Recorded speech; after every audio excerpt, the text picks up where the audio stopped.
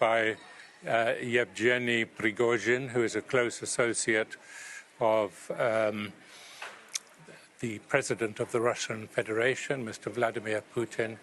And I ask myself, given the large presence of Russian troops in Sudan, is there any interest on their part to secure a diplomatic and peaceful solution?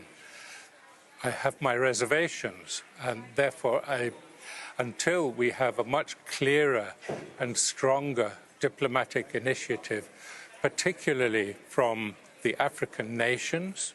This is, let's face it, one of the biggest countries in Africa, and there must be a stronger involvement of African nations to secure a diplomatic route out of the mess, and of course the other global players. Of course, especially the neighboring countries are very much concerned, because that's where the refugees will show up.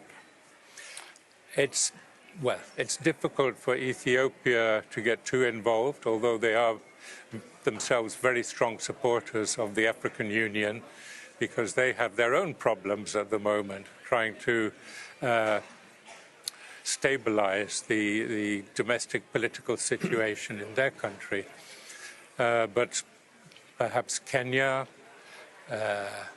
South Africa, other nations within Africa can provide a team to bring the two military leaders in Sudan together and broker a ceasefire and a route map to re-establishing a proper civilian government.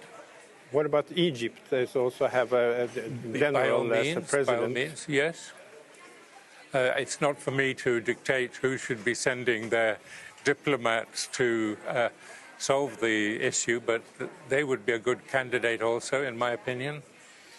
Anna, how do you look at this?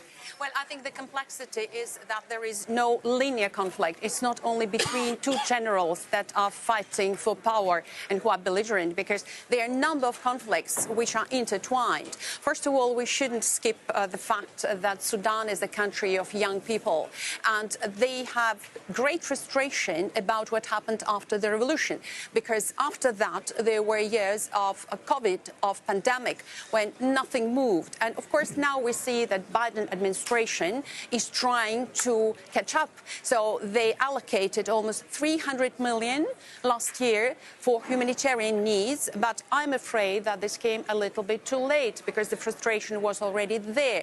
And also I would like to underline that there is not only struggle between the generals, but also struggle in public opinion, because many young people associate themselves with General Hemedti, which is not Hemedti. Hemedti is little Mohammed. So it's a lovely name to a man who is associated with a new generation of Sudanese.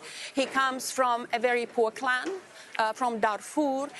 He has no important relatives in the capital, and that speaks a lot to many young people, because they see in him a future Sudan. And so now we can say that they're special forces fighting against army, because it's like people's militia now, because many young people joined Hemedti in this struggle, especially from the west of the country. And so there is a complexity within the society, because al-Burhane is seen as very much a figure from the past associated with Omar, which ran from the prison. He escaped lately. Omar escaped. So it's one conflict, but there is the other conflict. It's a bigger conflict between superpowers. Because you mentioned Russia, you mentioned Russian interests, which was there because Lavrov had agreements with both generals. It wasn't one Hemedti or one al-Burhane. He secured the port, the naval port of Russia in Red Sea, which is the most important sea route in the world. It's the most intense. So he secured that position. But there is also huge Chinese interest, because Chinese were thinking and planning to construct the pipeline for oil from South Sudan through territory of Sudan to the Red Sea. So you see there are a lot of interest, and of course lately Americans came. So they came, basically ambassador appeared there September last year.